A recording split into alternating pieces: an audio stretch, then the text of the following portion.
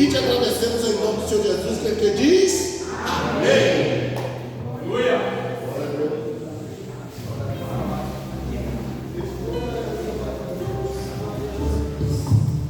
Glória a Deus. Aleluia. Aleluia. Saúde a amada igreja com a paz do Senhor. Amém. Realmente, né, como disse algumas palavras aí do Senhor João, não é fácil. E uma perda nessa circunstância. Há pouco tempo eu enterrei minha avózinha. Mas minha avó, ela teve uma vida plena, né? Fui aí aos 92 anos, com netos, bisnetos, e foi uma dor grande perdê-la. E aí eu imagino a minha Lúcia, com a perda de seu filho, jovem, esteve aqui tempos com a gente, mas depois de um tempo aqui na casa do Senhor, adorando o nome de Deus, nós conhecemos aqui, ele resolveu trilhar outros caminhos. É o tempo que nós estamos trabalhando esse mês aqui na igreja. João 14, versículo 6. Então que a gente possa, né, ter o aprendizado com as experiências dos outros também e com as nossas. A irmã estava aqui ontem falando sobre Provérbios 14 e está nítido o conselho: há caminhos para o homem que ele parece um caminho direito, mas o fim dele é um caminho de morte, e é um caminho triste. Ele, desde quando saiu, ele não conseguiu retornar. Já tivemos pouco contato com ele, mas que possa nos servir para nós que estamos aqui hoje como um aprendizado, em nome de Jesus. E a palavra, né, central para nós iniciarmos a meditação dessa noite é João 14, 6. Louvado seja Deus.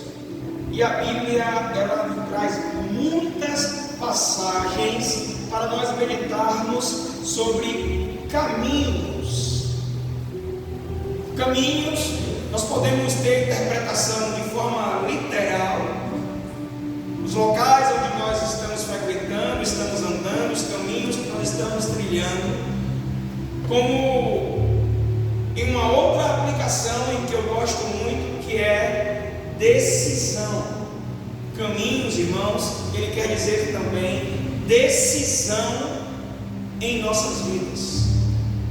Qual caminho muitas vezes tomar, estar dentro do qual decisão precisamos ter.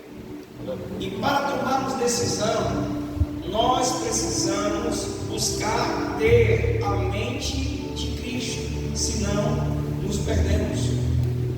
Louvado seja Deus. Nós vemos o apóstolo Pedro sendo usado por Deus e exaltado por Jesus no momento em que Pedro diz a Jesus que ele era o Cristo, o Filho do Deus vivo. E Jesus olha para Pedro e diz: eu me alegro porque não foi tu, mas foi o Pai que me revelou a você. Então mostra ele sendo usado por Deus. Mas no livro de Mateus, louvado seja Deus, no capítulo 16, Jesus, pastor, se preparando para voltar a Jerusalém, para se entregar na cruz para nos salvar. Pedro, aparentemente, pastor, preocupado com Jesus, pede para que ele não vá por aquele caminho, pede para que ele não entre naquela decisão de voltar a Jerusalém, de trilhar caminhos que levariam ele à morte. Jesus não contou com mestre. Ele olhou para Pedro e disse: para trás de mim, Satanás. No ato. Estávamos aqui na escola dominical no domingo, mostrando um pouco mais desse aniversário que nós temos. A Bíblia nos revela que ele veio senão para matar, roubar e destruir. Vimos muito no passado ele realmente roubando, literalmente matando e destruindo pessoas. Mas muito mais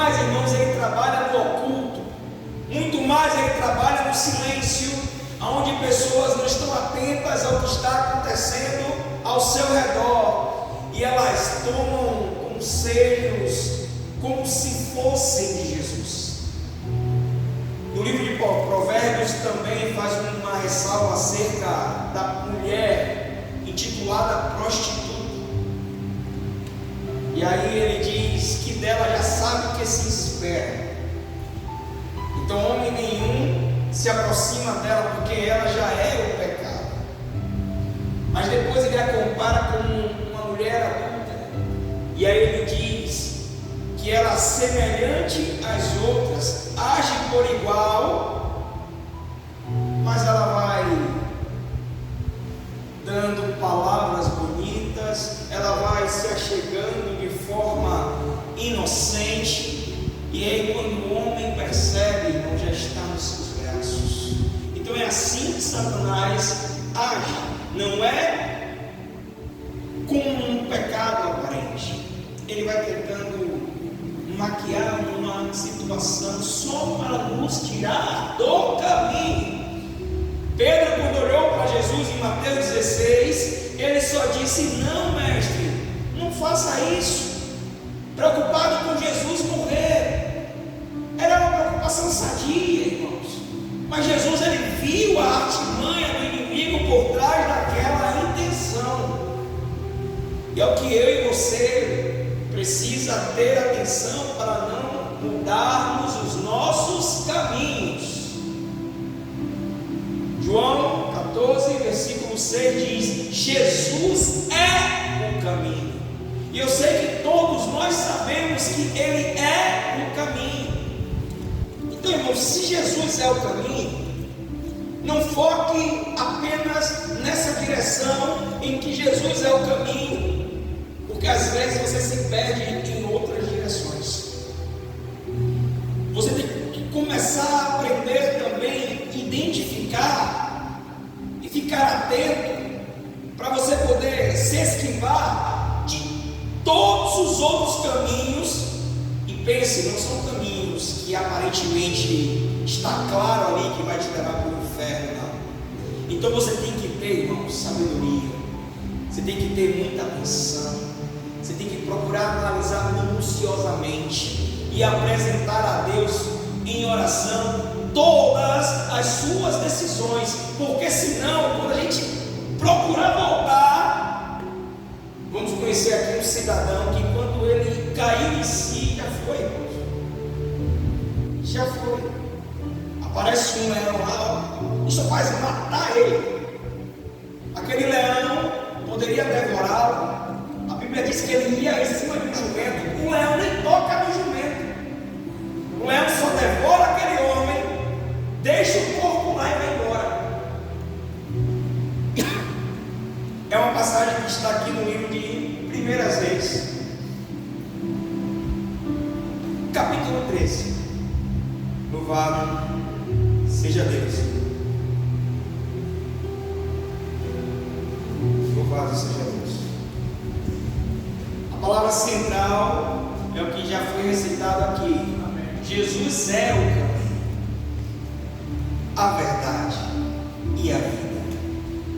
E eu e você precisa prestar atenção que ninguém vai se não for por. E eu e você estamos aqui para ir ao Pai. Já frisei bastante que o objetivo nosso aqui não é estar aqui porque aqui é legal, ou estar aqui porque gosta de ganhar almas. Não, nós estamos aqui, a realidade é ir para os céus. As demais coisas a gente está aqui participando porque é prazeroso participar. Então ninguém vai ao Pai se sair do caminho.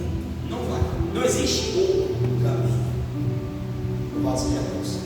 Em 1 Reis capítulo 13, louvado seja Deus, conta a história de um homem. Diz assim, versículo 1: eis que, por ordem do Senhor, veio de Judá a Betel um homem de Deus, e Jeroboão estava junto ao altar para queimar incenso.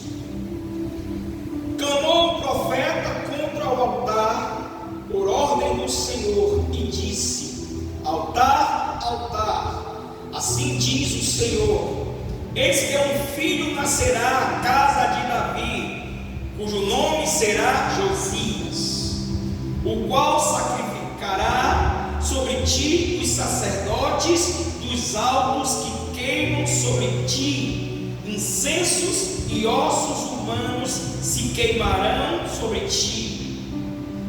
Deu naquele mesmo dia um sinal, dizendo: este é o sinal de que o Senhor falou: eis que o altar se fenderá e se derramará a cinza que há sobre ele.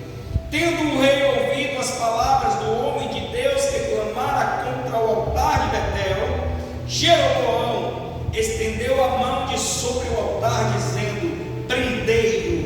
Mas a mão que estendera contra o homem de Deus secou, e não a podia recolher.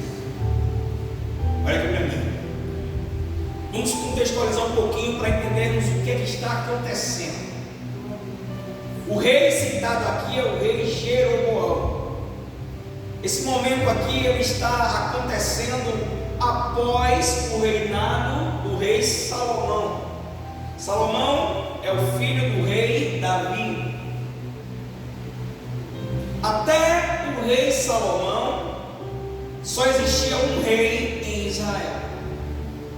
Louvado seja Deus. Então, o reinado ele fica com a tribo de Judá. Ali se levanta o primeiro rei, Saul. Depois se levanta o segundo rei, Davi. E agora vem o rei Salomão. O rei Salomão, ele morre, assume o trono de Israel um rei chamado Roboão, seu filho. Roboão começa a reinar sobre toda Israel, e ele agora começa a ter alguns conflitos, e ele precisa administrar para o povo. Não é nada muito diferente do que nós vivemos hoje. Para a monarquia, hoje vivemos uma democracia, e aí sempre se levanta um líder que agrada a uns, mas não agrada a todos. Assim também tinha algumas pessoas em desagrado. Louvado seja Deus. Jeroboão era um dos que liderava muitos conflitos em Israel. Ele praticamente já estava sendo quase que condenado à morte pelo rei Salomão. Eles fogem para o Egito, ele vive no Egito. Quando ele ouve que a morte do rei Salomão, ele volta agora a Jerusalém, e agora ele está de novo liderando contra o reinado do filho de Salomão, que é o rei Roboão. O rei Roboão chama ele e começa a ouvir. Depois que ele ouve as queixas, o rei Roboão vai conversar com seus conselheiros. Os seus conselheiros mais velhos dão a ele instruções para que melhorasse a condição do povo. Mas aqueles conselheiros mais velhos eram os conselheiros que cresceram com o rei Salomão, seu pai. Eram idosos, não era para estar se envolvido, agora é a juventude. E aí agora ele vai ouvir conselhos de conselheiros mais jovens. E aí ele sai de lá com uma decisão e ele diz: olha, Jeroboão, avisa o povo que o meu dedo mínimo será muito mais pesado do que a mão de meu pai. Jeroboão sai dali disposto a criar um motim e rachar Israel. E acontece, racha Israel. E aí fica Reino do Norte, 10 tribos insatisfeitas se juntam a Jeroboão, e apenas 2 tribos ficam com o rei Roboão, chamada tribo do sul, Benjamim e Judá. E aí de lá para cá, irmãos, até hoje, praticamente nos dias de hoje, encerra-se a história com esse reino dividido. Uma das passagens que a gente poderia estar aqui narrando, mas o tempo não dá, e que trata desse momento aqui também, dessa divisão, é Jesus. Em João capítulo 4, quando ele decide sair da Galileia e ir para a Judéia, e a Bíblia diz que era necessário ele passar por Samaria. Os judeus eles evitavam mais longos, atravessando o Rio Jordão, por causa dessa divisão aqui, onde uns se achavam melhores do que outros. Os judeus sempre se julgou melhores, porque na verdade os judeus sempre tiveram reis tementes a Deus. E os samaritanos, ou o povo do reino do norte, sempre se desviavam para a idolatria. E aqui estamos vivendo esse momento de idolatria no meio do povo do reino do norte, conhecido hoje através do Novo Testamento como os samaritanos. E aí nesse momento, com a história de Jesus agora ele faz um caminho inverso para encontrar a mulher samaritana. Ele desce por um caminho com um propósito. Assim também somos nós. Precisamos estar atentos a ouvir a voz do Senhor. Então vamos descobrir mais o que o profeta novo foi fazer em Betel. Ele vai para Samaria para conversar com o rei. O rei olha para ele, estende as mãos. No momento que o rei estende as mãos, a sua mão mirra e seca no ar. Ele não consegue mais voltar. E nesse momento aquele rei se dobra àquele homem de Deus. Vamos ouvir. Então disse o rei ao homem de Deus, versículo 6: implora o favor do Senhor teu Deus e ora por mim para que eu possa melhorar a mão. Então o homem de Deus implorou o favor do Senhor e a mão do rei se lhe recolheu e ficou como dantes, sã. Disse o rei ao homem de Deus: vem comigo e fortalecer-te-ei, eu te recompensarei. Porém o homem de Deus disse ao rei: ainda que me desse metade da tua casa, não iria contigo, nem comeria pão, nem beberia água neste lugar, porque assim preste atenção ao versículo 9: porque assim me ordenou o Senhor pela sua palavra, dizendo: não comerás pão, nem beberás água, e não voltarás pelo mesmo caminho por onde fostes. E se foi por outro caminho e não voltou pelo caminho por onde viera a Betel. Irmãos, isso aqui é sério. Homem de Deus, direcionado por Deus, é aliciado por Satanás, mas é bem explícito, é bem claro. Um rei idólatra, cheio de demônios, faz uma proposta a ele. É fácil. É o Provérbios que eu antes estava citando aqui para os irmãos, que fala, louvado seja Deus, da mulher prostituta para a mulher adulta. Vem uma mulher prostituta, a ela eu sei que com pão eu corrompo e ela vai se deitar comigo. Mas a mulher adulta, irmãos, ela é uma mulher comum, que ela vai se apresentar a mim com bajulações, e eu não, uma mulher de Deus, cheia de carinho de Deus, vou orar pelo irmão, vou fazer pelo irmão, vou ajudar o irmão, vou colar com o irmão. E aí, no meio daquele movimento, quando vê, prendeu o cara.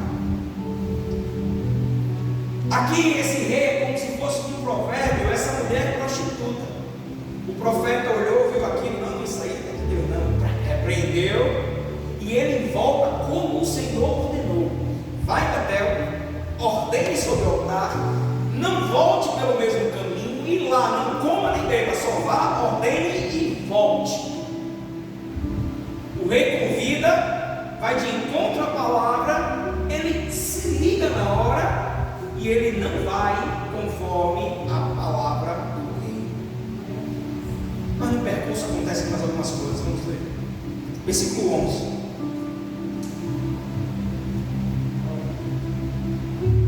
Morava em Betel um profeta velho. Vieram seus filhos e lhe contaram tudo que o homem de Deus fizera aquele dia em Betel, as palavras que dissera ao rei, contaram-nas a seu pai. Perguntou-lhe o pai, o profeta velho: por que caminho se foi? E aí os filhos mostraram o caminho por onde fora o homem de Deus, que viera de Judá. Então disse a seus filhos: albardai-me um jumento, abaldaram-me, e lhe montou, e foi após o homem de Deus, e achando-o assentado debaixo de um carvalho, lhe disse: és tu o homem de Deus que vieste de Judá? Ele respondeu: eu mesmo. Então lhe disse: vem comigo a casa e come pão. Porém ele disse: não posso voltar contigo, nem entrares contigo, não comerei pão, nem beberei água contigo neste lugar, porque me foi dito pela palavra do Senhor: ali não comerás pão, nem beberás água, nem voltarás pelo mesmo caminho porque foste. Tornou-lhe ele: também eu sou profeta.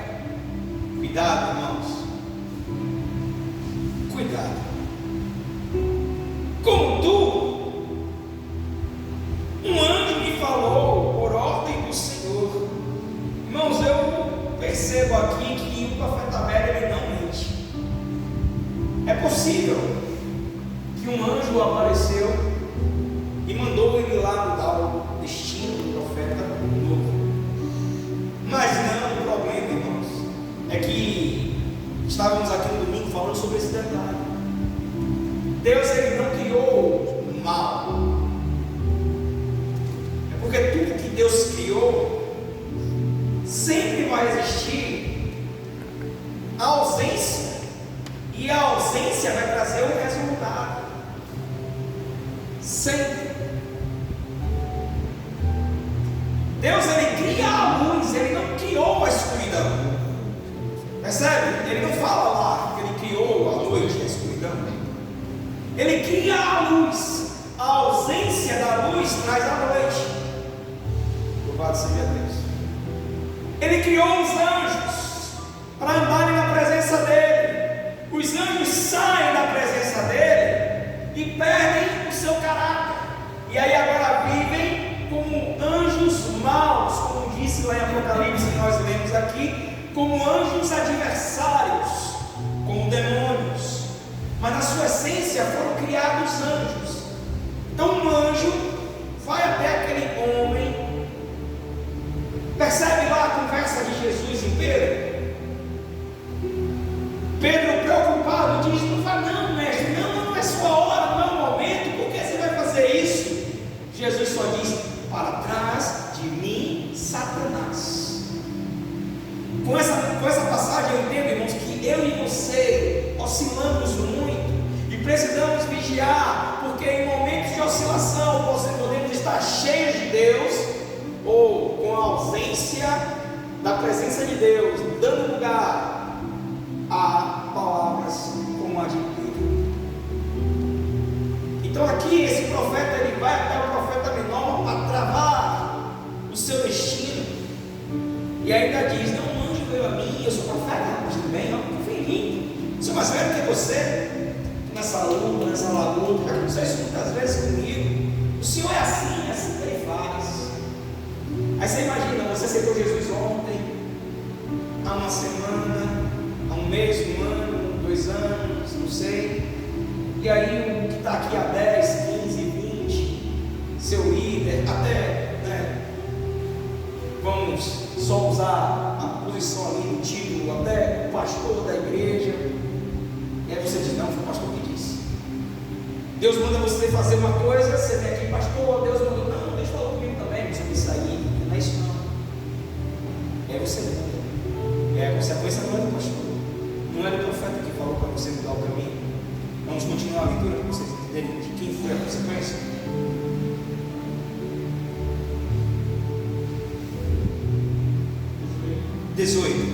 Tornou-lhe ele, dizendo: também eu sou profeta como tu.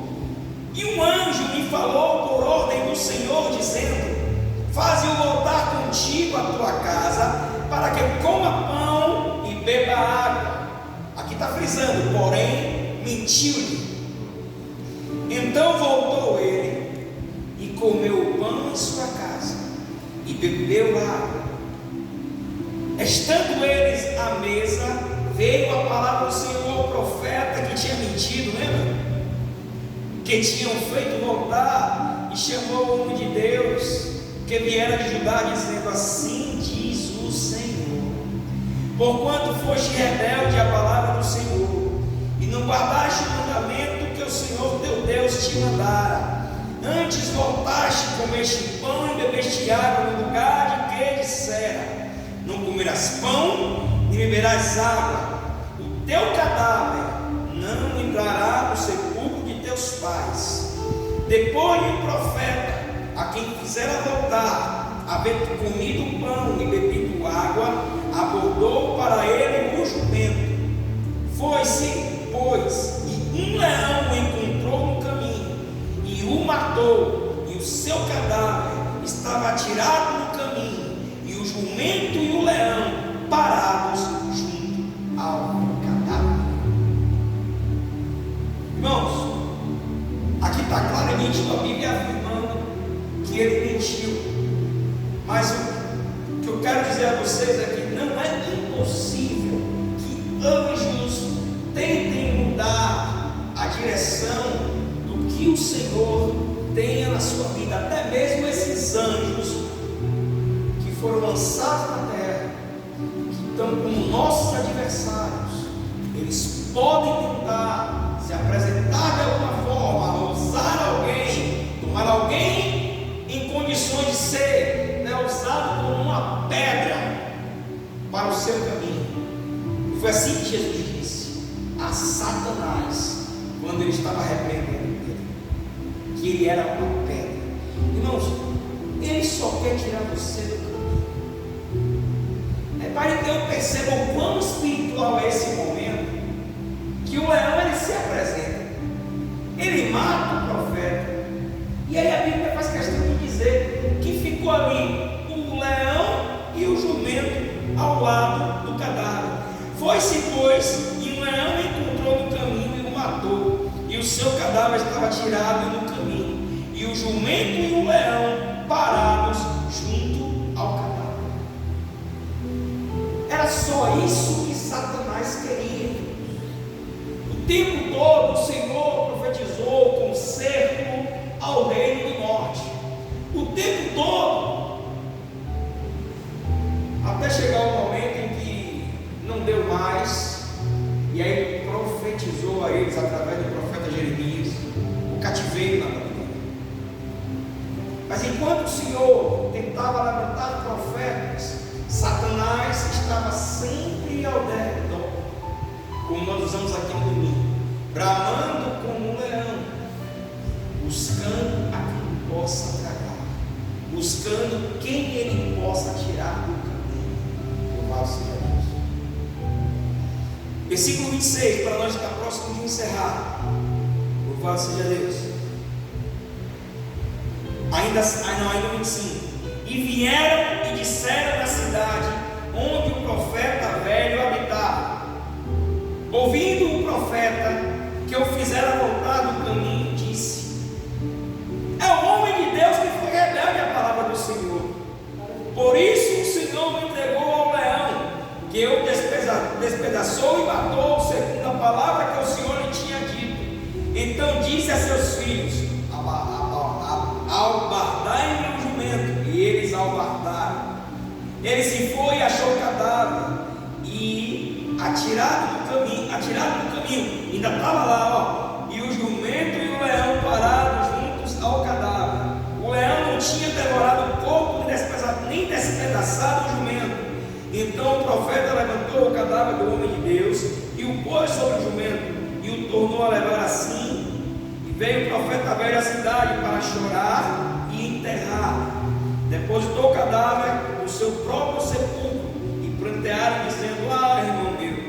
Depois de haver sepultado, disse a seus filhos: quando eu morrer, enterrai-me no sepulcro em que o homem de Deus está sepultado, ponde os meus ossos junto aos ossos dele, porque certamente se cumprirá. Porque por ordem do Senhor clamou contra o altar que está em Betel, contra todas as casas dos alvos que está na cidade de Samaria.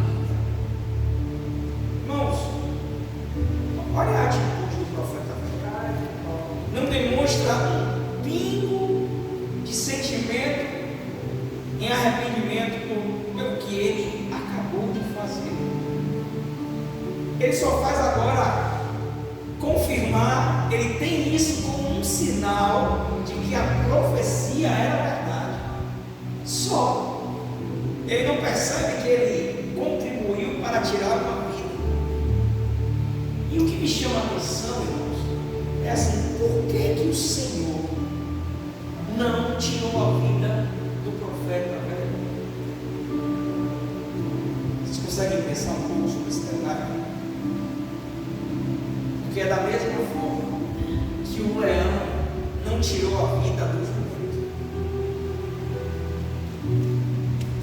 O Senhor, como um leão, ele focou no profeta novo, não também no velho. No fim da escola dominical, eu estava conversando aqui com os irmãos, aí eu estava fazendo uma analogia ali com o irmão Antônio, com o irmão Gerson, sobre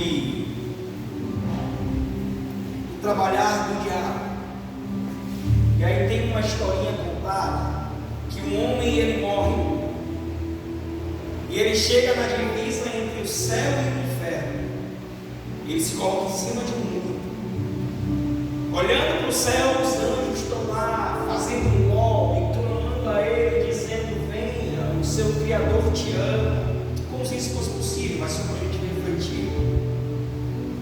Depois de todo aquele chamado dos anjos com muito amor e carinho, ele olha para o inferno como também fosse isso existir. E o diabo está lá, dando as costas a ele, nem aí, desdenhando da presença dele. Ele grita: ô diabo! Ele olha para o homem em cima do muro: eu estou aqui decidido para onde vou. Os anjos estão pedindo: venha para cá, porque quem te criou te ama, e você está aí nem aí para mim aqui. O diabo disse: não, você está em cima do muro. Eu estou em cima do muro, você não percebe? Eu quero ir para um lugar. Não, o muro é meu. Você já está aqui no inferno, o muro é meu. A indecisão de você permanecer no caminho não te dá direito de alcançar o céu no momento certo da sua vida. Ou está dentro do caminho, ou o outro lado te espera. Infelizmente, para a tristeza de muitos que eu conheço e que eu tive a oportunidade de falar de Jesus, alguns desses, conhecendo esse caminho, preferiram continuar em cima do muro e aparentemente descer a sepultura em cima desse muro. Mas que não venha ser eu e você, irmãos, que estamos aqui conhecendo esse caminho nessa noite. João 14, versículo 6 está sendo batido todo esse mês. Jesus é o caminho. Mas o diabo, o tempo todo, ele vai tentar tirar você. Ele tentou tirar Jesus, irmãos. Ele é sagaz. Ele não é burro. Ele usou Pedro só porque ele sacou que num momento oportuno Jesus elogia Pedro como um homem sendo usado por Deus, receber a revelação de Deus, que Jesus era o Filho de Deus. Com certeza ele disse: olha, se Pedro dizendo a ele já tem a certeza que Pedro foi usado por Deus, é esse que foi usado por Deus que eu vou usar.